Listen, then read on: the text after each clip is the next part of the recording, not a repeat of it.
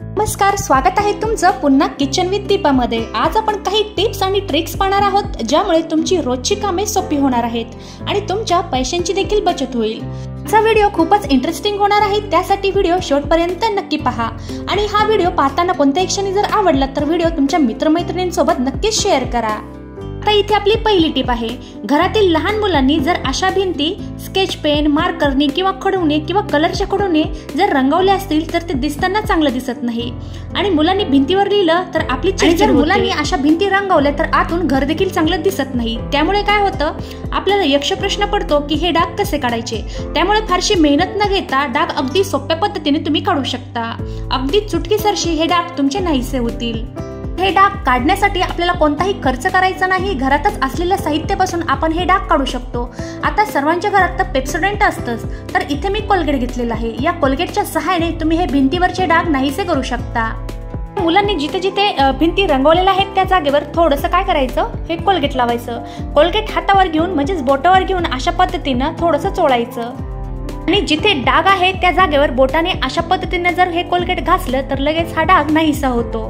भिंतीवर कितीही जुने डाग असू द्या आणि ते कशाचेही असू द्या, जसं खडू, स्केच पेन किंवा मार्कर किंवा शाई, याचे कशाचेही जरी डाग असले तर या कोलगेटच्या सहाय्याने हे डाग नाहीसे होतात। तर तुम्ही पाहू शकता हा डाग नाहीसा झालेला आहे आणि पहिल्यासारखी भिंत चमकू लागलेली आहे। अशा घरातल्याच कितीतरी वस्तू आहेत त्या आपल्या उपयोग येतात आणि त्याचे उपयोग आपल्याला माहिती नसतात। तर किती सोप्या पद्धतीने या कोलगेटच्या सहाय्याने आपण या भिंतीवरचे डाग नाहीसे केलेले आहेत। शिवाय कोणताही खर्च नाही।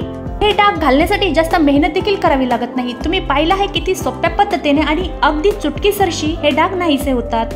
बघा बरं, जास्त कष्ट न घेता घराच्या भिंती पुन्हा पहिल्यासारख्या नव्या चकचकीत दिसू लागतात। आपण दुसरी टिप पाहूयात। व्हिडिओ आवडत असला तर व्हिडिओला लाईक नक्कीच करा।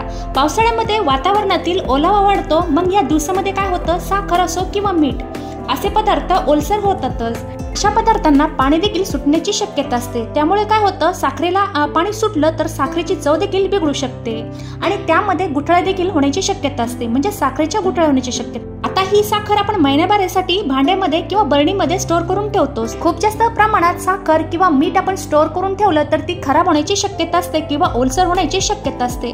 तर त्यामुळे काय करायचं, साखर आपण ज्या डब्यात किंवा ज्या भांड्यात ठेवतो त्या भांड्यात काय करायचं आहे, 7 ते 8 लवंग ठेवायचे आहेत आणि त्या लवंग ठेवताना त्या कापडात किंवा रुमालामध्ये ठेवून द्यायचे आहेत आणि त्याची पुरचंडी बांधून ठेवायची। त्यामुळे काय होतं, साखर ओलसर होत नाही आणि त्याला पाणी देखील सुटत नाही। या पावसाळ्याच्या दिवसांमध्येच असे काही पदार्थ आहेत ते खूप जास्त प्रमाणात खराब होण्याची शक्यता असते।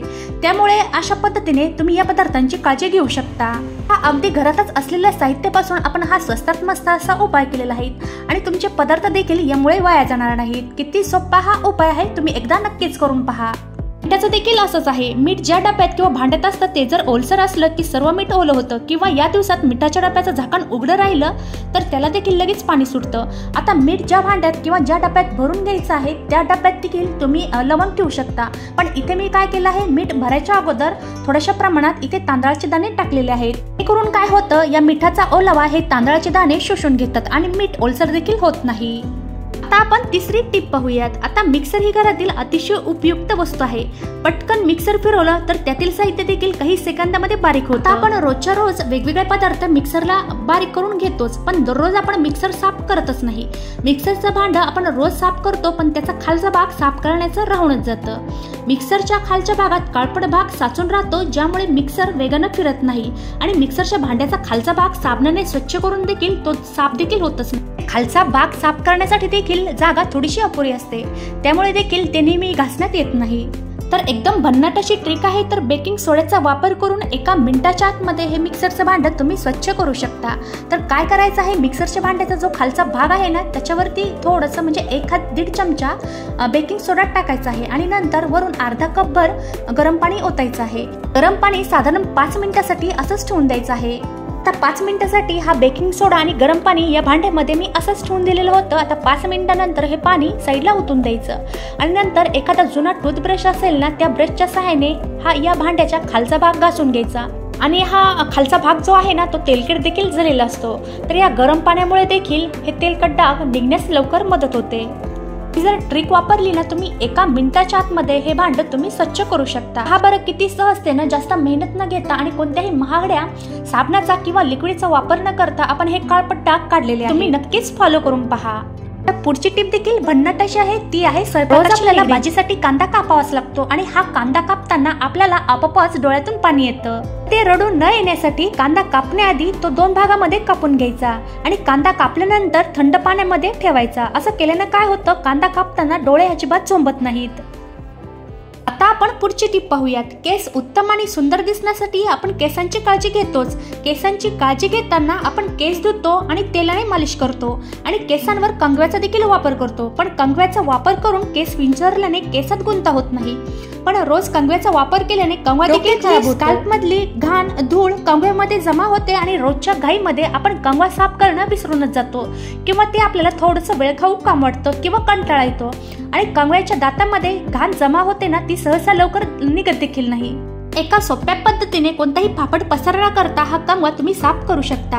अजिबात पाण्याचा साबणाचा वापर न करता तुमचा कंगवा अगदी स्वच्छ होईल।